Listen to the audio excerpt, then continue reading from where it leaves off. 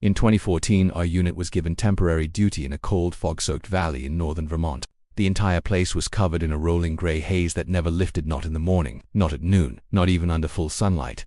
To the locals, the valley was simply a border between towns, but the forest at the far end, they had a name for it, the Glass Eye Woods. The name came from an old legend. They said, whatever enters the woods, gets watched. People laughed about it, called it superstition. But on our very first night, we learned it wasn't a joke. The first CGNL we were checking thermal sensors along the tree line routine, nothing special. Fog thick enough to swallow the moon, no wind, no animal movement. Then, a sensor pinged, a heat signature shaped like a human figure. But the temperature reading, 0 degrees. Not cold, not low. 0. Like the thing wasn't giving off temperature at all. Command ordered us to investigate. 5 of us stepped past the boundary tape and into the woods. Instantly, every sound faded. Our footsteps were muffled under the fog like we were walking through a dream. The polished TRS in minutes in our flashlights changed, not failed, shortened, as if the fog absorbed the beams, drinking the light instead of scattering it. Then we saw them, a row of trees, maybe 20 in a line, each one polished to a smooth, glass-like finish, not cut, not carved. Polished. The bark was gone, replaced by reflective surfaces that showed warped versions of us. But the reflections weren't accurate. My reflection tilted its head the opposite direction I did. When I blinked, it didn't blink back, and then it smiled. A slow, deliberate smile. I wasn't smiling, we kept moving, staying close together. No one said it out loud, but everyone felt it. Something was watching us. The FOTSTPSAT first. It sounded like drops of water hitting stone. Tap, tap, tap. The rhythm sharp and too precise for droplets. Footsteps. Light, sharp like someone walking on glass or tile. We turned, nothing but fog and those gleaming tree trunks staring back at us. Then came the whisper, just one sentence carried on the wind.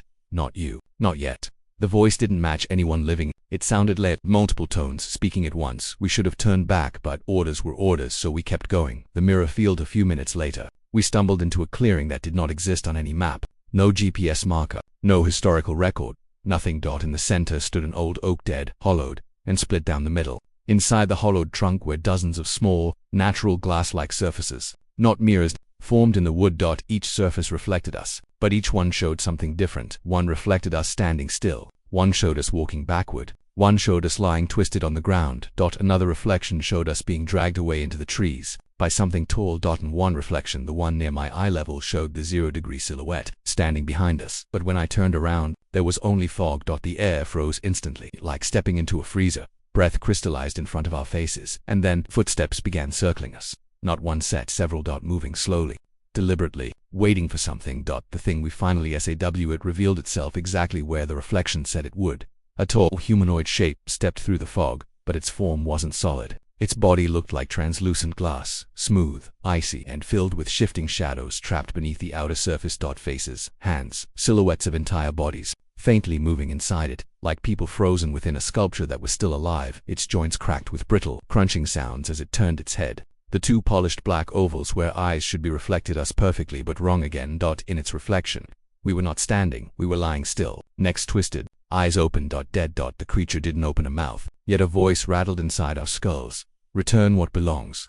We had no idea what that meant. As the creature stepped closer, a trapped shape inside its chest shifted, a human hand pushing forward, fingers curling as though begging to be freed. My teammate whispered, trembling, those are people in there. The hand slowly pressed against the creature's inner surface, leaving a perfect imprint in the frosted glass-like skin.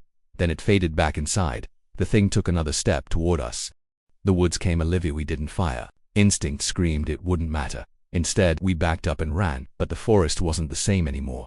Trees shifted position, subtly mirrored surfaces appearing where none had been seconds before. Each reflective trunk showed us moving, except the reflections weren't synchronized. One reflection lagged behind our movements. One stayed completely still. One reached toward us, even though none of us had lifted a hand, and one silently mouthed a single word, stay. Branches above us snapped and rotated like turning periscopes, tracking our movements with wet, clicking noises. The ground seemed to tilt. Fog thickened behind us like a closing door. Then a sudden blast of warm air hit us. The fog thinned, branches released. We stumbled past a fallen log, across a rocky slope, and out of the woods entirely. The moment we crossed the tree line, the temperature jumped back to normal and the fog sealed the forest behind us in seconds, like nothing had ever happened. The DABRIF command didn't ask much. They told us thermal malfunction, fog, distortion, you saw your own reflections. We knew it was a lie. Our body cams, all footage corrupted, Every file scrambled, every frame warped like something pressed against the lens from the inside. One clip had 2 seconds of clear video, our entire team standing still in the clearing. But we weren't moving, we weren't breathing, we weren't alive. Then the video glitched out again. We were told to drop it, write it off, move on. But some nights when the valley fog creeps too close to our base, I swear I still see those polished tree trunks staring back at me, reflecting something. Waiting, because the locals were right all along. The glass eye woods watches everyone, and sometimes it wants to keep what it sees.